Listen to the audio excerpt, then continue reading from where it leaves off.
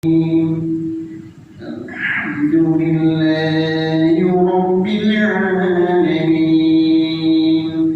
الرحمن الرحيم مالك يوم الدين. Assalamualaikum warahmatullahi wabarakatuh. Bapak Ibu jemaah sholat subuh Allah Subhanahu wa taala. Alhamdulillah, puji dan syukur senantiasa kita panjatkan kepada Allah Subhanahu wa taala atas berkat rahmat dan hidayah pada pagi hari ini kita dapat bersama-sama untuk melaksanakan sholat subuh berjamaah yang selanjutnya akan dilanjutkan dengan kuliah subuh yang berkaitan tentang kesehatan yang disampaikan oleh Bapak Dr. Yuri. Untuk membersihkan waktu dan tempat kami persilakan kepada Bapak Dr. Yuri.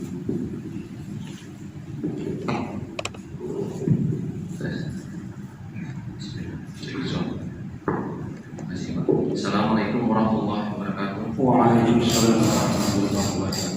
Alhamdulillah wassalatu wassalamu ala Bismillah. Alhamdulillah kita ketemu lagi.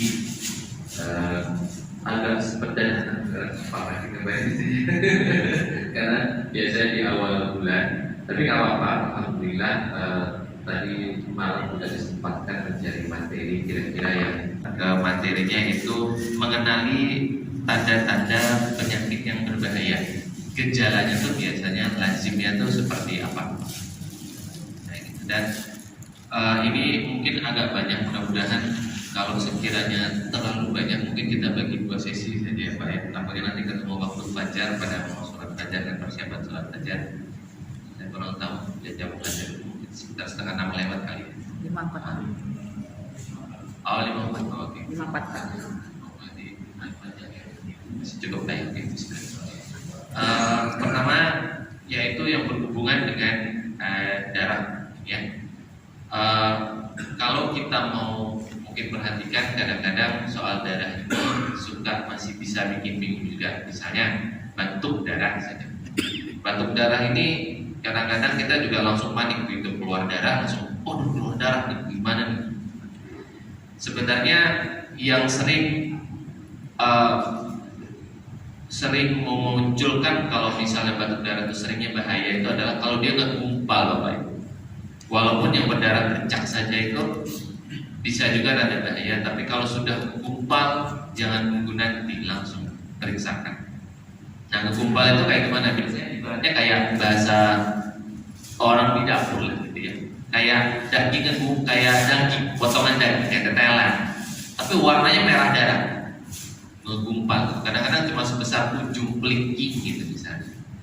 Itu udah pasti tanda bahaya. Kadang juga bisa dibedakan dengan muntah darah. Jadi muntah darah dengan batuk darah itu biasanya suka dibingungin. Misalnya kayak gini. Kalau muntah darah itu biasanya akan berwarna hitam sehitam-hitamnya, sama kayak hitam baju saya, sama kayak hitam rambut kita gitu. Itu benar-benar hitam. Kenapa kalau muntah darah itu hitam? Karena muntah darah itu akan bercampur dengan asam lambung. Jadi darah itu akan berubah jadi warna hitam. Beda dengan batuk akan merah. Mungkin merah hitam-hitaman, tapi akan cenderung merah, bukan cenderung hitam. Jadi kalau misalnya mungkin Bapak Ibu pernah tahu petis gitu ya. Nah, petis itu mirip tuh kayak muntah darah, warnanya bisa kayak gitu. Itu kalau misalnya berhubungan dengan muntah atau batuk. Kemudian kencing darah itu ibaratnya kayak kita nyuci daging udah siap kita mau masak, kadang-kadang kita cuci ya, walaupun kadang-kadang juga tidak kita cuci. Nah kalau pas kita cuci, nah kayak gitu tuh kuningnya tuh hampir nggak ada, jadi merahnya kayak cucian daging. Nah itu bisa jadi ada tanda mulai dari ginjal sampai ke kandung kemihnya bisa jadi bermasalah. Itu nggak bisa dibedakan. Nah itu bisa jadi sebagai tanda bahaya. kemudian BAB darah. Nah, BAB darah dok bisa aja cuma wasir dok. Pak bisa jadi cuma wasir pak. Bedanya itu biasanya kalau tanda bahaya BAB yang darah itu adalah seringnya BAB itu bercampur dengan lendir, kemudian banyak. Ibaratnya tuh gampang ini. Kalau bapak ibu mungkin pernah perhatikan bubur dalam satu mangkok, ini takut pada jadi takut makan bubur nanti berikut. Bubur satu mangkok gitu ya. Kita kasih kecap, gitu ya. Kita aduk. Nah darahnya itu kecapnya gitu. Jadi bercampurnya itu benar-benar banyak gitu campur.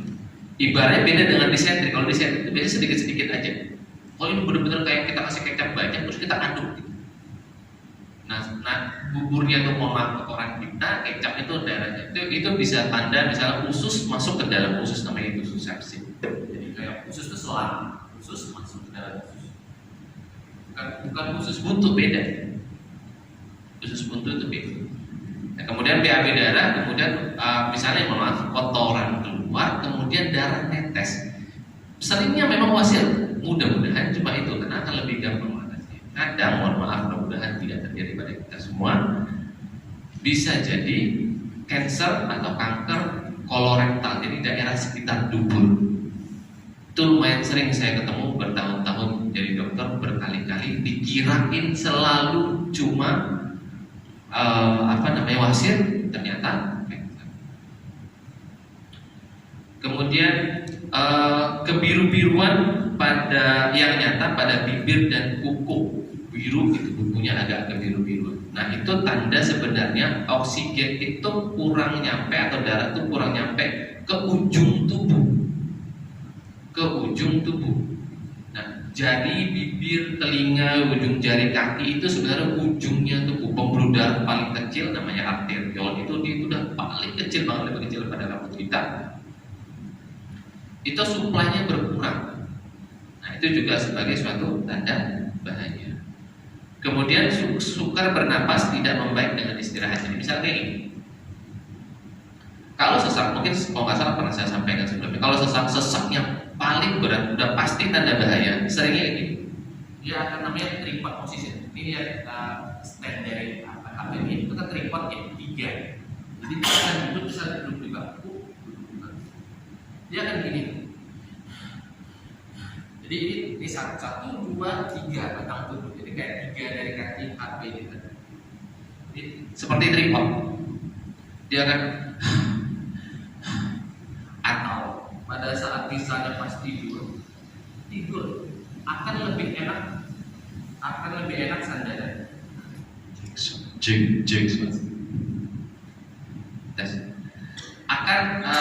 sandaran. Jadi dia nggak bisa terlentang atau terbangun tiba-tiba pada saat tidur karena sesak.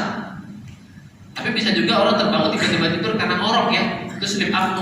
Itu namanya berhenti nafas tiba-tiba, itu ada. Ya gitu. Mungkin kalau pernah ingat kasusnya anggota kalau diupload serem gak gitu. Kasusnya suatu anggota DPR RI kalau nggak salah, kemudian dia kecelakaan kan ya, kemudian dibilang pakai masker sedikit sampai apa itu kemudian gitu. Nah itu sebenarnya untuk gangguan tidur itu sebenarnya. Nah beda jadinya kalau sesak karena memang tanda bahaya tadi ya. Dia biasanya tidurnya akan lebih enak sandaran gini. Jadi kalau dia terlentang langsung beban jantung itu berat, kayak gitu.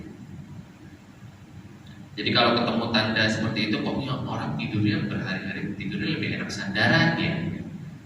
Karena bisa juga emah, kalau emah kadang-kadang lebih enak sandaran. Tapi kalau mau udah parah, mau duduk, mau sandaran, mau penting sakit terus biasanya gitu. Itu memang sulit dibedakan. Tapi kalau sekiranya memang kok terus-terusan seperti itu, sebaiknya periksakan. Kemudian gak sadarkan diri, itu udah kemarin sudah ya. Terutama misalnya kayak pasien stroke gitu ya. Jadi kalau misalnya bingung, saya ulang saja ya. Tekan pakai ujung buku jari ini, tekan ke tulang pedang ya. Tulang dada sih. Jadi kalau memang dia cuma ngerang gitu, kok bergeraknya cuma satu tangan ini sama kaki ini, berarti yang ini lumpuh. Ini lumpuh gitu. Kayak gitu ya. Atau sebaliknya.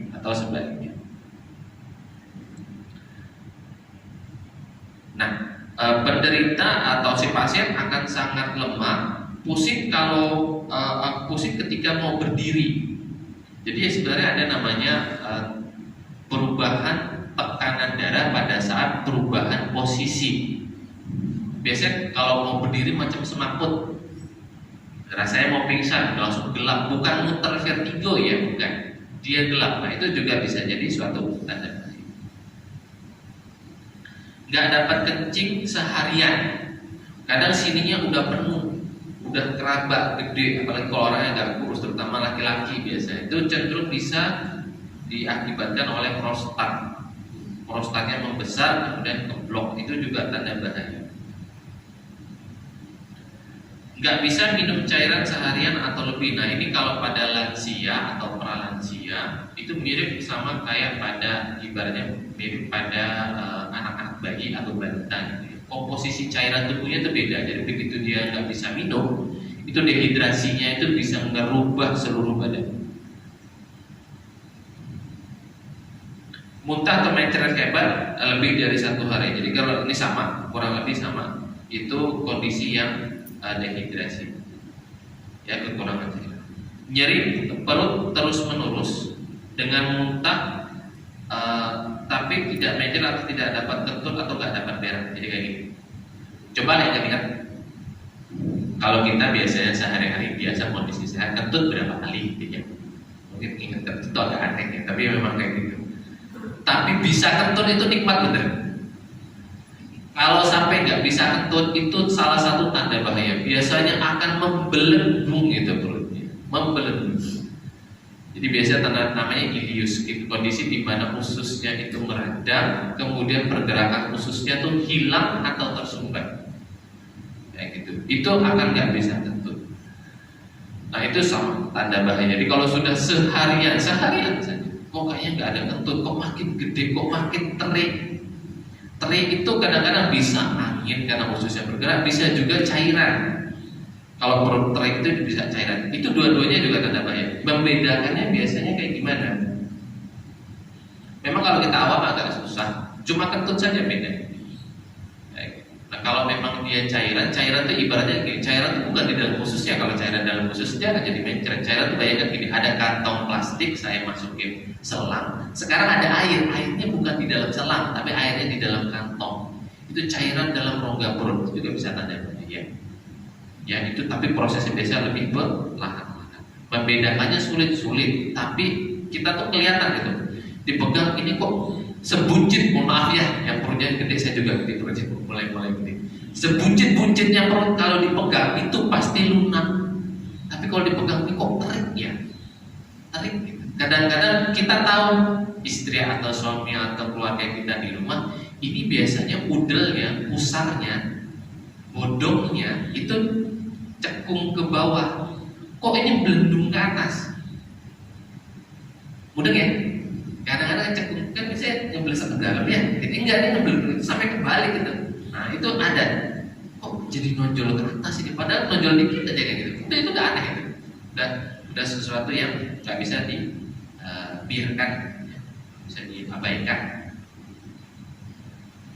Setiap nyeri yang terus-menerus berlangsung selama 3 hari ini dimanapun nyerinya, seperti nyeri di perut kah, nyeri di kaki kah, nyeri kepala kah, jadi boleh 3 hari bisa di kepala kok rasanya kenceng ya, nggak ada jeda sembuhnya, nggak ada jedanya, itu maksudnya terus-menerus konstan.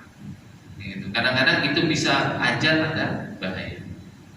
Kaku kuduk, nah kaku kuduk ini agak bingung ya, gimana cara karena harusnya kasih tahu sambil baring. Jadi anggaplah saya baring.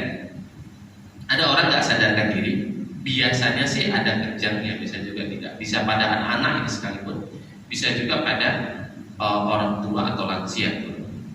Kalau duduk dia baring, ini nih kaku, tengkuk, duduk maksudnya tengkuk, kemudian dia nggak bisa diginikan, ini nggak bisa digini. Jadi pas kita angkat, anggapnya kepala, ini badan, kita angkat gini, itu nggak bisa tengkuk, jadi nggak bisa digini pada saat kita angkat. Itu biasanya ada proses peradangan antara di selaput otak atau di otak.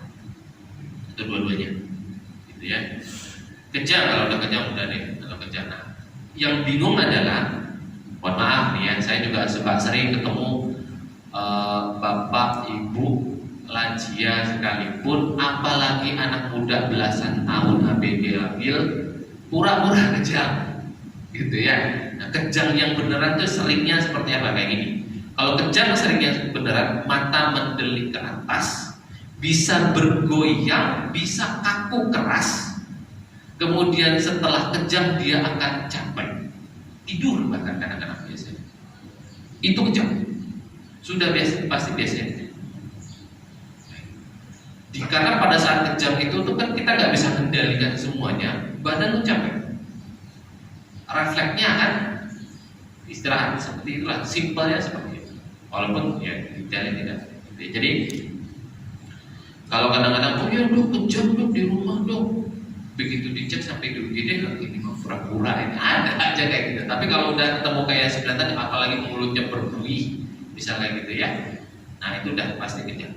Nah kalau kejang jangan pernah apa tuh masukin kecap, masukin apa sendok gitu ya, enggak. Kalau mau masukin sesuatu ke mulut itu sesuatu yang mungkin agak lembut, idealnya itu sebenarnya kayak kasar perban kayak gitu ya. Itu supaya dia tidak bikin lidahnya.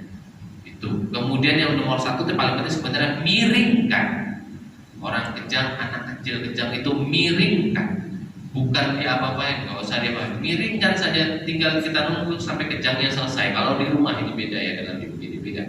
Dimiringkan. Kenapa miringkan? Karena kalau dia berbuih, air ludahnya masuk ke paru-paru, kesedap, nambah penyakit baru, namanya pneumonia aspirasi. Jadi pneumonia itu bukan cuma gara-gara COVID atau pneumonia yang lagi sekarang betul mikoplasma ya, orang takut-takutin dari kita sampai ke kita tuh. Ya, pneumonia itu karena flu saja, kalau kayak di US atau di Eropa itu bisa terjadi. Nah ini pneumonia tapi karena air liur kita sendiri masuk pada saat kejang dia tersedap. Panas tinggi lebih dari 39 nggak turun-turun, dikasih obat kadang 2 jam 3 jam turun terus naik lagi, nggak sampai 6 jam, nggak sampai 8 jam. Dan itu berlangsung lebih dari 3 atau 4 hari. Nah kasus TB kebanyakan yang ceritanya, mohon maaf ya, mudah-mudahan tidak terjadi pada kita semua, yang kecolongan pasti lebih dari 3 hari, pasti kalau TB nggak mungkin enggak. Jadi kalau demam dalam 3 hari udahlah cek lab itu trombositnya drop udah dihapus. Ya, begitu juga sama, karena mau orang tua, mau lansia, mau anak-anak itu sama aja kalau DB, ya, karena DB lagi banyak saya tekankan. Nah, kalau pada lansia menurun berat badan dalam jangka waktu yang lama, jadi ngedrop berat badannya. Jadi kerasa kadang-kadang dipegang tuh kok lembek ya, ototnya kayak hilang gitu, kecil, biasa bahasa orang begitu. Itu bisa juga tanda sesuatu yang nggak bisa diabaikan. Borok yang terus membesar, kalau ini tahu lah ya, mungkin arahnya kemana juga. Luka nggak sembuh-sembuh.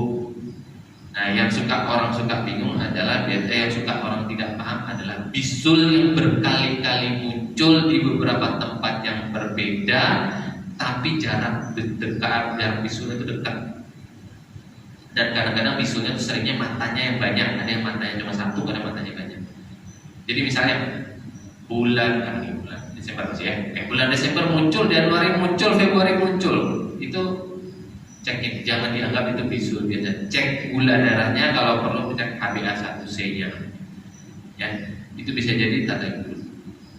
Benjolan pada tubuh yang besar, rata-rata kalau benjolan sih nggak, yang orang-orang biasa nggak cuek ya, udah benjol langsung takut tuh, pasti cek ya.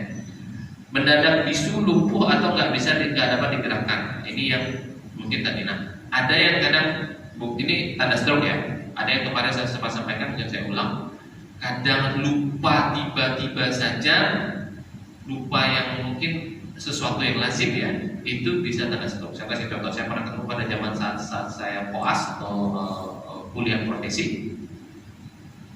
Itu ada lansia, dia pergi yang biasanya padahal jarak nggak terlalu jauh, lalu mau pulang lupa tiba-tiba rumahnya di mana, lupa, bukan bingung, ternyata pas di dicek ternyata gejala stroke.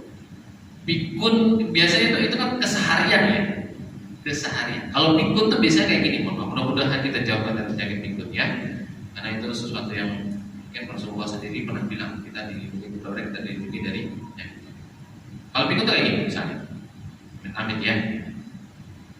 Saya pernah ketemu kasus mau masak nasi, ya mau masak nasi, tapi masaknya masukin beras ke dalam rice cooker, dikasih air, rice cookernya taruh di atas kompor, dinyalain. Coba ya. Jadi dia nginget sesuatu, tapi kayak urutannya salah dan bisa membahayakan, nggak logis banget. Ya, layar.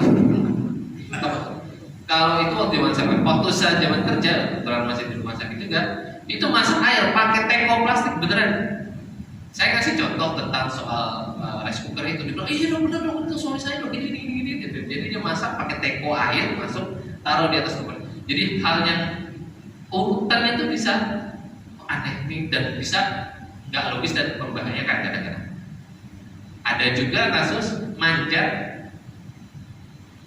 bayangin nenek-nenek udah hampir mau 70 kayak gitu, ada keterbatasan gerak gitu ya, malah mau manjat subuh mau benerin antena TV, entah apa dan atau misalnya saya lihat banyak contohnya ya,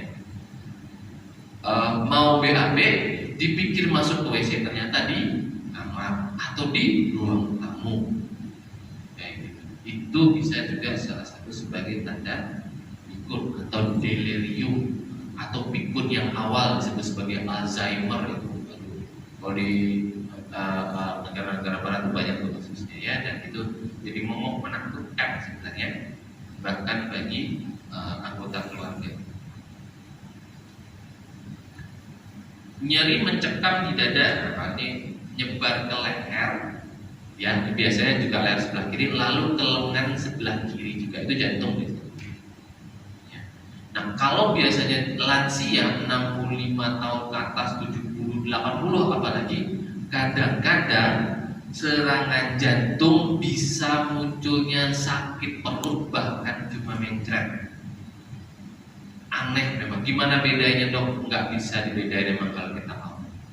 Jadi kalau itu bagaimana mengetahuinya? Ingat-ingat faktor resikonya.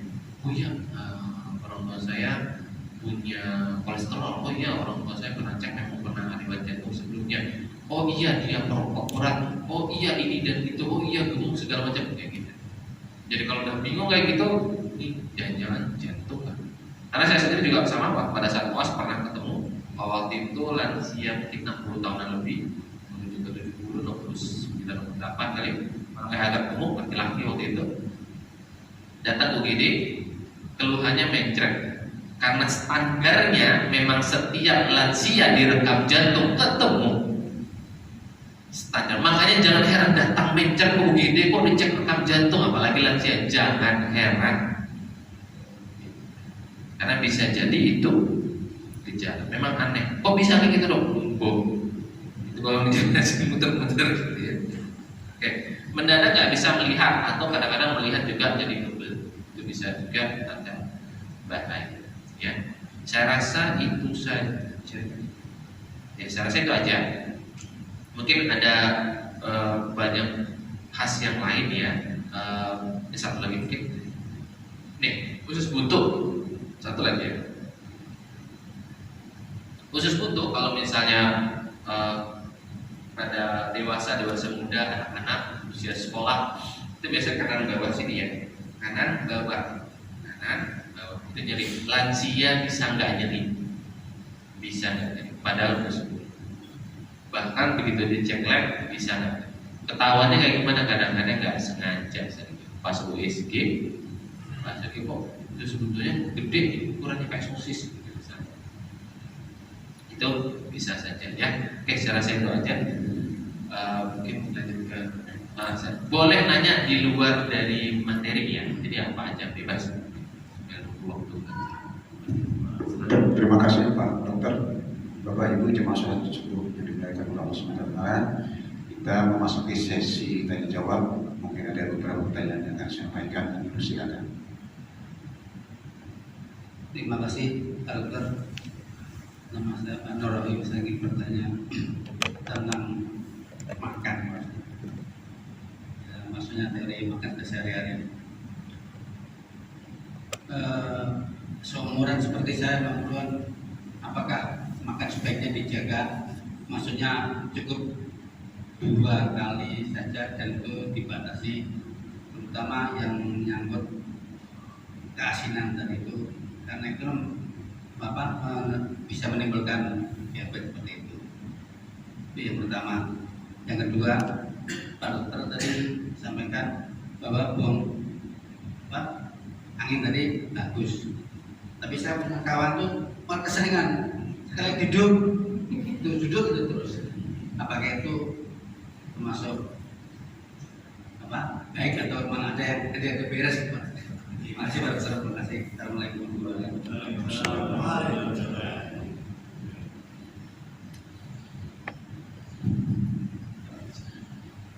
Terima kasih Pak. Pertama soal makan ya. Rumus yang saya mau kasih soal makan itu kalau nggak salah pernah saya sampaikan pada saat pertemuan paling pertama adalah sebenarnya itu tidak pada orang diabetes saja, karena orang yang tidak diabetes juga bisa. Paling gampang gini, kalau sudah masuk umur pralansia, nasi itu paling banyak setinju kita, bukan kepalan ya, tinju besar tinggi. Ya, kalau tidak diabetes lebih dikit, kalau lapar boleh lah ya, nggak apa-apa. Jadi setinju. Nah ini kalau misalnya nasi segini setinju, ya gitu ya, kemudian ada mie lagi, itu mie dan nasi sama tuh, nggak bisa, nasinya harus kurangin. Ada kentangnya, nasinya harus dikurangin sebanyak kentangnya. Ada jagung harus harus dikurangin nasinya sebanyak jagungnya. Ada nyemil lagi, habis mau makan ubi singkong goreng misalnya gitu ya, itu harus dikurangin karena itu nasi, ubi, mie, kentang, jagung, satu lagi pasta, makaroni, itu sama. Jadi kurang lebih setinju. Kalau tinju kita gede, memang badan kita gede ya, berarti akan tambah gede. Kalau kayak saya anak kecil begini gitu ya, itu harus biasa. Kadang hilaf Pak ya.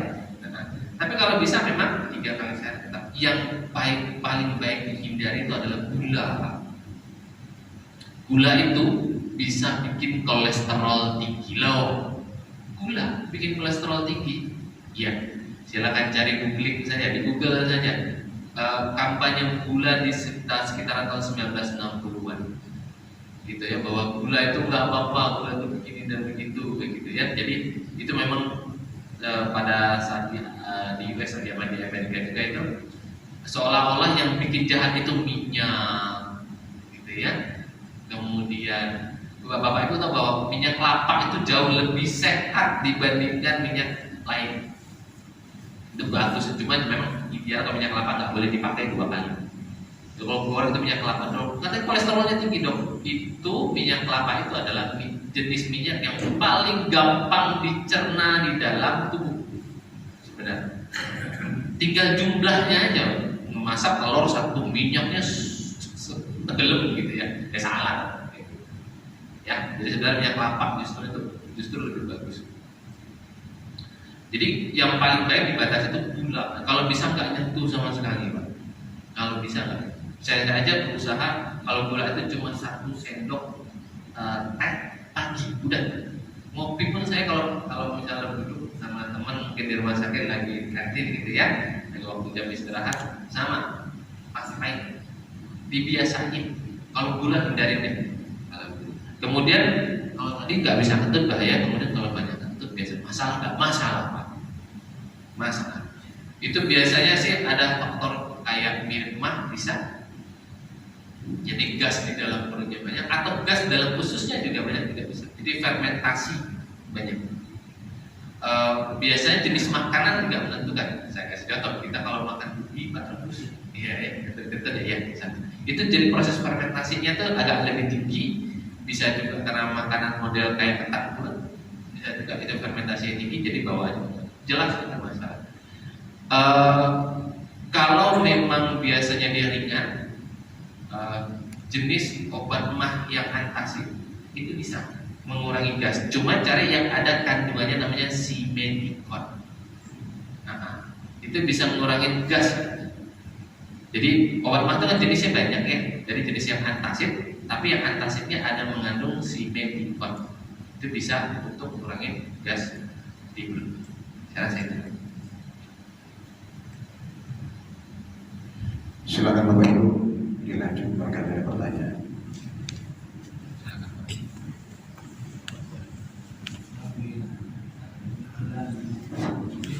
Terima kasih. Saya ada pertanyaan juga ada teman-teman. Yang pertanyaan pertama adalah pengalaman sendiri waktu anak saya selesai operasi di Sarjito Jogja. Itu intinya pada saat mau check out kan ke dokter farmasi ambil obat untuk pasien yang mau pulang gitu. Itu Pak Dokter, obatnya banyak sekali. Ini tablet ini 3 kali sehari pagi. Ini setiap 4 jam sekali. Ini itu diminum 1 hari. Saya jadi pertanyaan saya kok bisa minum obat sekaligus bersamaan dengan jam yang berbeda di hari yang sama, itu apa memungkinkan untuk seperti itu atau gimana? Terus yang kedua soal jumlah itu yang darah BAB bercampur darah, itu penasaran udah lama gitu. Tapi jumlahnya sedikit lagi itu bertambah meningkat lagi. Itu pengalaman saya itu ya, faktor penyebabnya seperti yang Pak Dokter sebutkan tadi. Terus yang terakhir mengenai gula, itu memang betul Pak Dokter bilang gula itu harus dihindari karena pengalaman tetangga saya yang baru wafat dalam istrinya bilang pada saat hari itu diperiksa insulinnya 500. Emang idealnya itu berapa untuk orang yang sehat untuk kadar gula itu? Itu saja Pak Dokter, terima kasih. Assalamualaikum warahmatullahi wabarakatuh. Salam. Waktu anak dulu sakitnya kenapa ya Pak? Operasi penempatan jarum yang ketertelan. Oh iya, baik. Kemudian kok banyak gitu obatnya. Oke baik ini. Jadi dalam medis atau dalam kedokteran itu ada istilah namanya polifarmasi. Jadi nggak boleh memang terlalu banyak jenis obat. Kayak gitu. Nah, kalau obat kok ini yang ini banyak banget, yang ini harus diminum sampai berapa kali. Saya tidak bisa menilai sebenarnya secara baik kondisi pada saat itu. Yang dikasih obatnya apa saya nggak tahu. Pertama itu. Kedua mungkin sakitnya adalah pos operasi, itu juga mempengaruhi. Kemudian yang paling mengindikasikan adalah kondisi lainnya apa. Saya tidak tahu apa. Jadi kadang-kadang ada penyakit A ternyata ditemukan juga penyakit B.